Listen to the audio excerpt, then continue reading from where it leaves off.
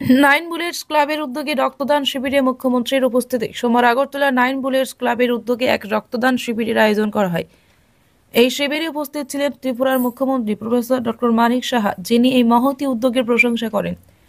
তার সঙ্গে উপস্থিত ছিলেন আগরতলা পৌর নিগমের মেয়র এবং রামনগর কেন্দ্রের বিধায়ক দীপক মজুমদার, ক্লাবের সভাপতি তথা ১৯ নম্বর ওয়ার্ডের কর্পোরেটর ভাস্বতী দেববর্মা এবং ক্লাব সম্পাদিকা অপু রায় সরকার সহ ক্লাবের অন্যান্য সদস্যরা।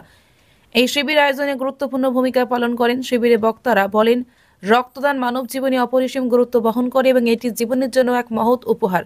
মুখ্যমন্ত্রী ডক্টর মানিক সাহা শিবিরে অংশগ্রহণকারীদের উৎসাহিত করেন এবং ক্লাবের উদ্যোগের জন্য ধন্যবাদ জানান। শিবিরে অনেক মানুষ স্বেচ্ছায় রক্তদান করেন, যা রাজ্যের রক্ত সংকট মেটাতে সহায়ক হবে বলে আশা করা হচ্ছে। ওদের কোনো কন্ট্রিবিউশন নেই, পাড়াতে কোনো কন্ট্রিবিউশন নেই, ওটা ওদের বুঝাতে হবে।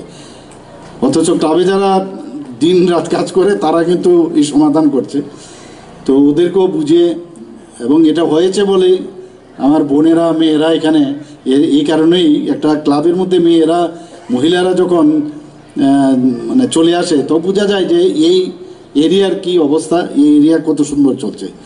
সবাইকে আবার এই অনুষ্ঠানে আমাকে নিমন্ত্রণ করার জন্য হার্দিক